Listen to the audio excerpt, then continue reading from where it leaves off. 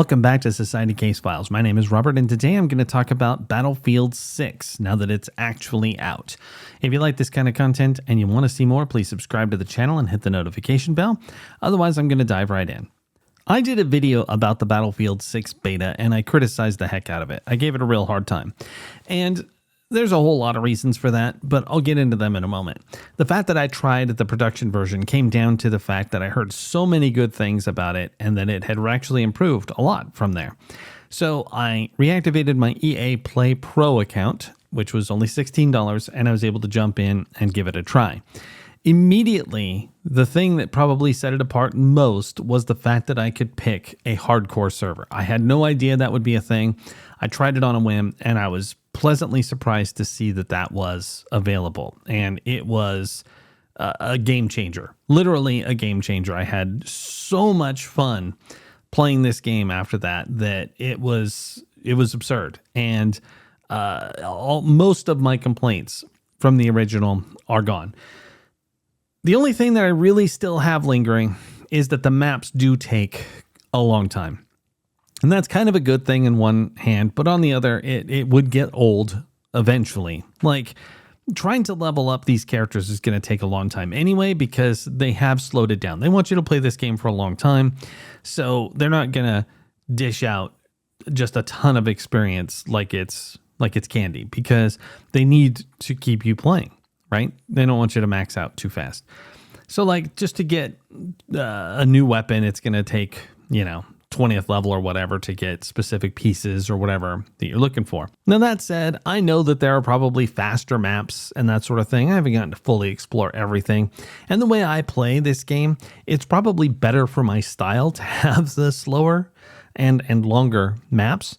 But eventually, if you're like, man, I really just want to try that scope, it's going to take a long time, and that can be a little discouraging.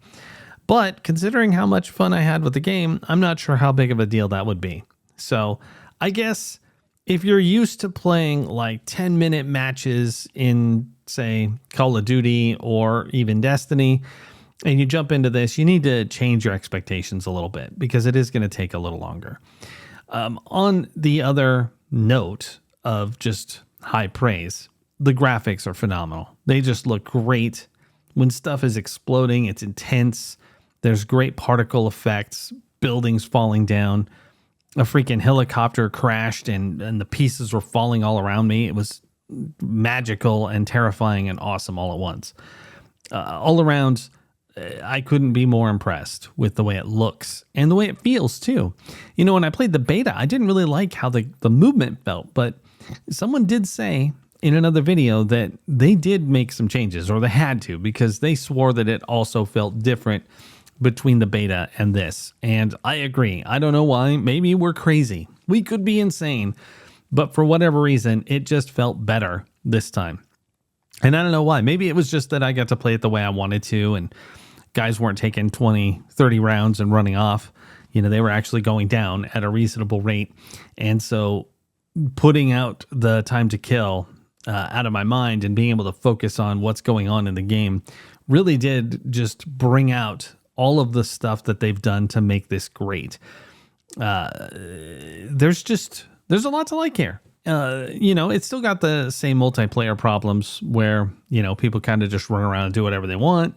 And if you're not going into it with a squad of friends or people that are on a microphone with you, you can expect to have to lone wolf it.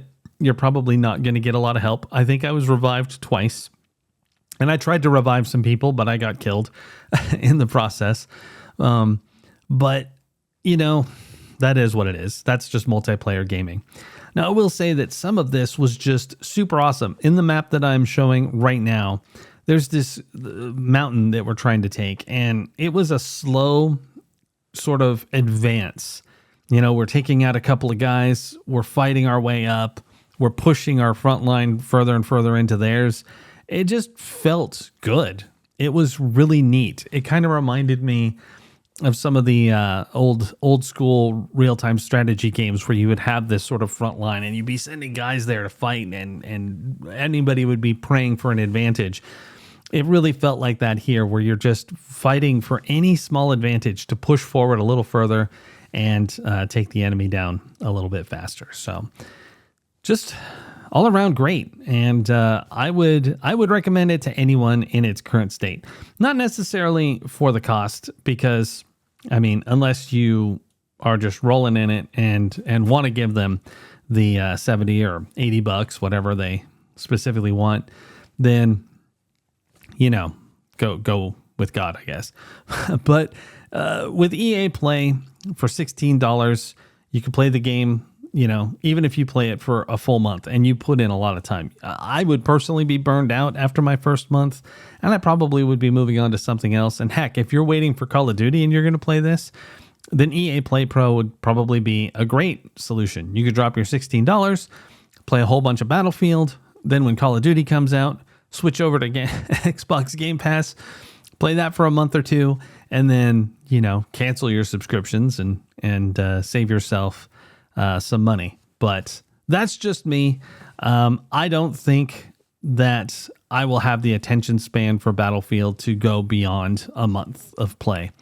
That said, I could be very wrong, because again, I had more fun playing this than I've had fun playing any FPS in a very, very long time. And that's pretty high praise, especially considering how bad I bashed the beta. I mean, I don't know, whatever sauce I was missing before, and if it was just hardcore, then wow, okay. But it's here. Now, I should also talk a little bit about the campaign. I have not played it, but I do want to talk about the introduction to it, what they suggest, and what they say is going to happen in it, you know, the sort of lead up to the gameplay.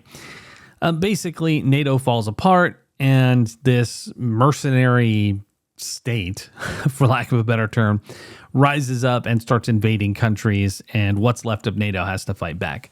Beyond the absurdity of the idea, their goal here is to sort of introduce the class system, because you have 4 classes in the game. You've got the assault, engineer, medic, and recon. And so the single player game tries to introduce you to all of them and give you the chance to sort of explore them and understand what they're about before you go into the multiplayer game. But unfortunately, most of us have already played multiplayer games with classes, so we already know what those mean. And it's not absolutely essential to play that campaign in order to get that. In fact, from what I have heard from other people, they didn't really like the campaign all that much, even though there are some cinematic set pieces and some big explosions and crazy stuff. It just didn't work for them. I don't usually play campaigns for games like Battlefield and Call of Duty. Like, I haven't played a Call of Duty campaign since probably the Modern Warfare one that had the big controversial mission where you go into the Russian subway. I think that was the last campaign I've played. I just don't really care about the single player modes in these much. I'm here to do some multiplayer, and quite to that point, one of the videos I watched was like talking about the campaign, and then they were like, I know, stop talking about that, get back to multiplayer. That said, if you are a person who loves campaigns, they at least have one, and whether or not the setup is absurd or if it's even any good, you know, you'll at least have the opportunity to experience something that isn't all about competitive play, and experience this system and how it works, and the graphics and everything else. So I think that's pretty cool, and I'm actually pretty happy they did that. I will say this, I was compelled to at least look at it. I haven't yet, but I was like, this kind of sounds like I'd like to at least see the set pieces and look at how they triggered things and all of that good stuff. But anyway, back to the multiplayer. There are at least, I think I read there's 9 maps. They are ranging from pretty big to tight quarters, and a lot of them can be destroyed. There are some settings that when stuff gets really crazy, you know, you don't have a lot of line of sight, and then things get blown up and suddenly you have much easier line of sight on your enemies. It's kind of funny that way. When you really get it going, and there's vehicles flying around and tanks and everything else is happening, the game really does feel chaotic and just intense. And if that's what you're looking for, I think that you will be happy with this title. It's not the type of chaos you get out of Call of Duty that is just sprinting around and lighting people up and running on walls and all that stuff. It's much more like an older style of this first-person shooter military games. The way Call of Duty used to be before it turned into military doom. But whatever the case, I think that no matter how you pick this up, you won't regret it, and you should have a good time giving it a shot. If you do have any doubts, then I do highly recommend trying EA Play Pro just to give it a chance to see if it's going to work. Because then, even if you do decide to buy it, yeah, it might cost a little more. But if you're like, whoa, this was horrible and this is not at all what I want, you're only out $16 instead of $70. So granted, you may be spending more, but in the long run, it's sort of a insurance choice there.